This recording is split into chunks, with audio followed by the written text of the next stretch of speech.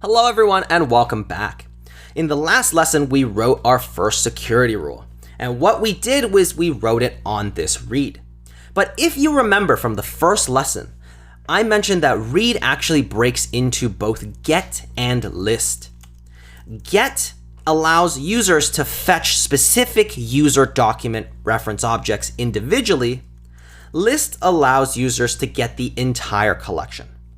In our case, we never want a user to be able to get all of the users we have stored in our database because no user ever should be able to access any of that sensitive information. So what we can do in this lesson is actually start getting more granular. So what we want to do is we want to change this allow read to allow get, meaning that we only want users to get specific documents based on that same conditional that we've already written. But let's just test this again in our simulator with our new rule. We keep the same and we make sure that our UID matches the actual ID of the user we're trying to fetch, and we run our simulated get call. And here we'll see that our read is the same. So this is perfectly fine. But with these more granular rules, what we're going to actually explore is writing additional rules for the actual write method as well. So we saw that there was read, and read breaks into get and list, but there's also write.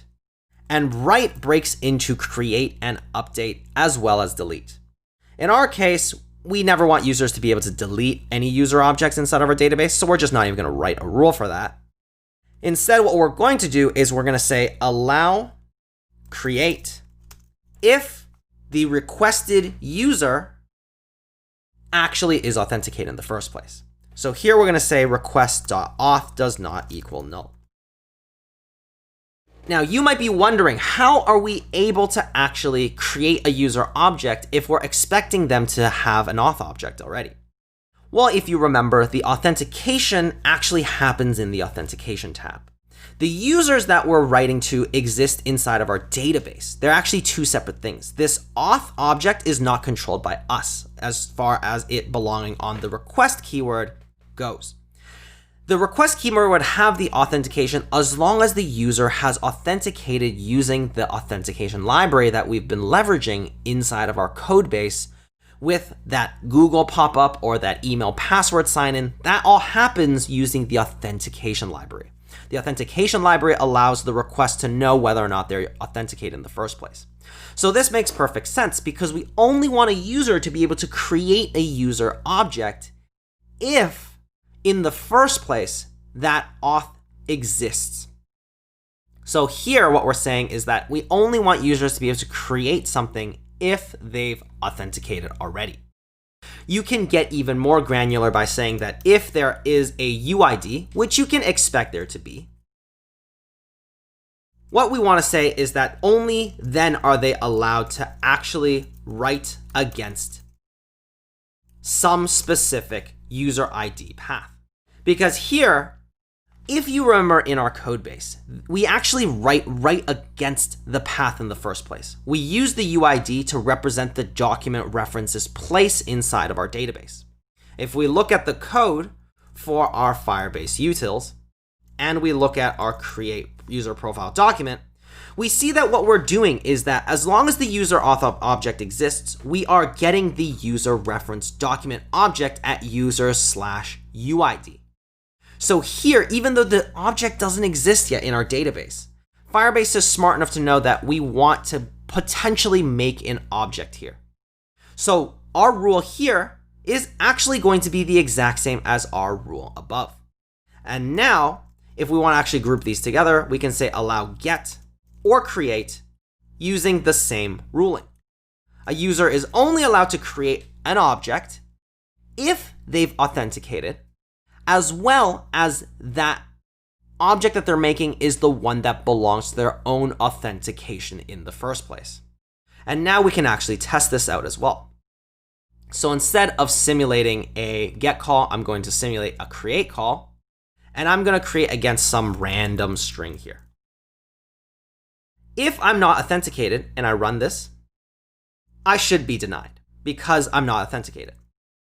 If I am authenticated, but I'm trying to create an object for some place in the database where the ID doesn't match the ID of my authentication, meaning that I'm authenticated, sure, but I'm trying to make 50 different users.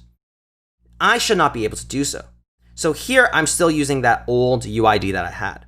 But here I'm trying to make it against some new place in the database. If I were to run this, I should also fail. So this way, just because a user is authenticated doesn't mean they can suddenly spam and create multiple user objects in our database. However, if the UID does match, then if I run, I should be allowed to. This makes sense. If I'm trying to authenticate for the first time, then is the only time when our application should be allowed to make an actual new user document object inside of our database. Now, what's great about this rule is that it's pretty applicable in many cases with user objects in the first place. If in the future, a user wanted to update their profile in some way, let's say we built a feature where we allowed users to update information on their user object. We could do so by either adding some update field here, because this would pretty much be the same thing. We only want users to be able to update their own object, and they can only update it if they're authenticated and the UID matches their user ID. So by adding update, this will work. Alternatively, we can just group create and update together into write. So just like that, we've kind of gone around and combined two back into one, as long as it suits the needs of what rules that we're writing. This really just shows the power and flexibility of Firebase and these security rules. It allows us to get more granular if we need to, and it allows us to get very specific and more broad if we wanted to as well. We just have to keep in mind and really think about what it is that we're trying to do with these security rules. But that's really all that is to it. And with that, we've written our users collection security rule.